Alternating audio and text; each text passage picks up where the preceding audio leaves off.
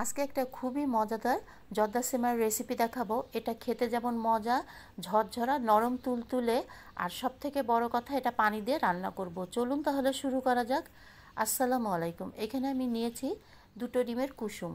1.5 cup পানি দিয়ে আমি এই কুসুমটা খুব ভালোভাবে মিশিয়ে রাখবো। এখানে 1.5 কাপ পানি ব্যবহার করবেন। দিয়ে দিলাম রং সুন্দর করার জন্য সামান্য একটু জাফরান। জাফরানটা দিলে একটু সেমাইয়ের কালারটা সুন্দর হয়, সেজন্য এই কালারটা দেয়া। অন্যদিকে আমি দিয়ে দিলাম তেল। কড়াইতে আমি তেল দিয়ে দিলাম। 4টা দারচিনি, 3টা তেজপাতা। তেলের ভিতরে দারচিনি তেজপাতা দিলে খুব সুন্দর একটা অ্যারোমা বের হয়, সেজন্যই আমি তেলের ভিতরে দিয়ে দিলাম। এখন এখানে আমি দিয়ে দিলাম সেমাই।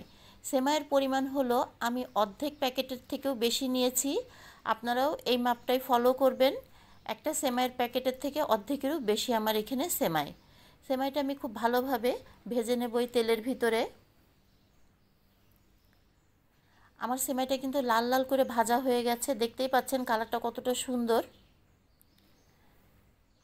এখন এখানে আমি মিশিয়ে দেব চিনি। আমার সেমাইটা কিন্তু খুবই ভালোভাবে ভাজা হয়ে গেছে। আর চিনির পরিমাণ হলো 1 কাপ। প্রথমে আমি দিয়ে দিলাম 1/2 কাপ মতো চিনি। এই চিনি দিয়ে আমি সেমাইটা আবার খুব ভালোভাবে ভেজে নেব। যেহেতু এটা সেমাইটা খুবই ঝরঝরা হবে, সেহেতু একটু তেলের ভিতরে একটু ভেজে নিতে হবে ভালোভাবে। এখন আমি বাকি চিনিটুকু দিয়ে দেব।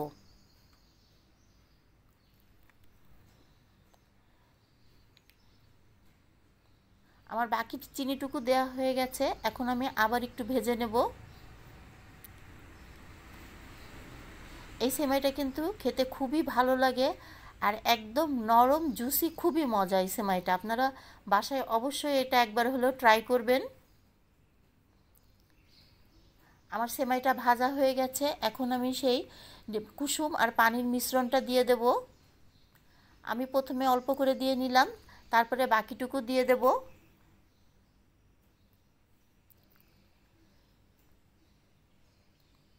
এখন আমি বাকিটুকু দিয়ে দেব কুসুম আর সেই পানিটা।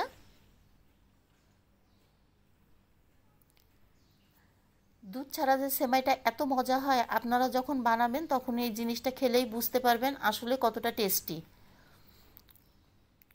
এখন আমি এটা ঢেকে রাখবো 5 মিনিটের জন্য।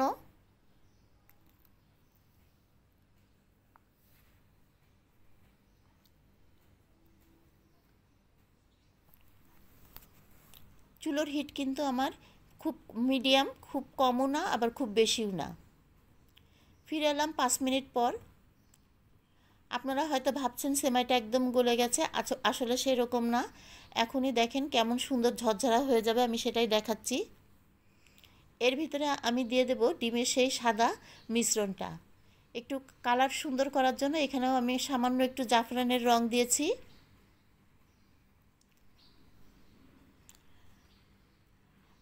এই ডিমের সাদা মিশ্রণ দেওয়ার সাথে সাথেই কিন্তু আপনার সেমাইটা কিন্তু খুবই সুন্দরভাবে ঝরঝরা হতে শুরু করবে।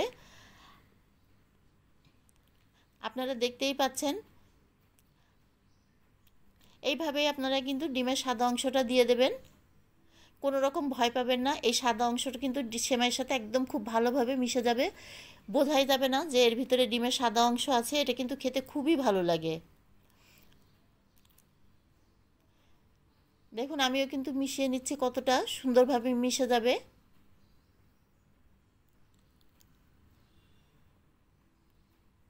এখন আপনারা খুব আলতো হাতে কিন্তু তেলের ভিতরে এরকমভাবে ভেজে নেবেন কড়াইতে।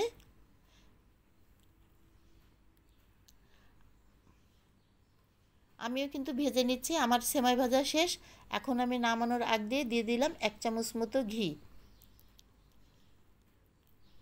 ঘিটা না দিলেও চলবে, কোনো অসুবিধা নেই। থাকলে দেবেন, না থাকলে না দেবেন, কোনো অসুবিধা নেই। সেমাইটা এমনি ভারী টেস্টি হয়, খুবই মজা খেতে। দেখতেই পাচ্ছেন কতটা ঝরঝরা আর নরম তুলতুলা এই সেমাইটা। এখন আমি চলে যাব পরিবেশনে। আমি একটু ডেকোরেশন করে নিলাম কিশমিশ পেস্তা বাদাম আর কাঠবাদাম দিয়ে। দেখুন কতটা ঝরঝরা।